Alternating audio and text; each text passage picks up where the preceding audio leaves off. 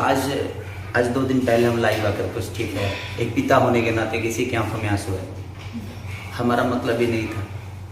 मेरी बेटी के नाम के हजारों लड़कियां होंगी, करोड़ों होंगी। आप नाम रख के गाइए, हमें इतराज ही नहीं है, लेकिन आप नाम के साथ साथ फोटो लगाए, उस पर मुझे आपत्ति हुआ। और किसी मुन्नी बदनाम हिंदी इंडस्ट्री में हुई, शीला की जवानी भी हिंदी इंडस्ट्री में हर जगह हुई। और हमारे बगल वाली जान मरने से लेके किए नहीं खे बोले सफे गोले बा, लेकिन बात यहाँ नहीं कहता क्योंकि फोटो तो निकल रहा। दोस्तों आप देख रहे हैं राइट भोजपुरी और आप लोगों को फिर से एक बार राइट भोजपुरी चैनल में स्वागत। तो दोस्तों आप लोगों ने देखा क्या बोले खेसारी लाल यादव जी, उन्होंने आज साफ क्लियरली बोल दिए कि तुम लोगों को जिस भी लड़की पर गाना गाना है गाओ, चाहे किसी भी लड़की का नाम धोकर गाना गाओ, मुझे कोई टेंशन नहीं है। क्योंकि इस दुनिया में सिर्फ मेरी ही बेटी का नाम कृति नहीं है, बल्कि बहुत सारे लोगों का कृति नाम है। हाँ, लेकिन फोटो लगाकर गाना मत गई हसन।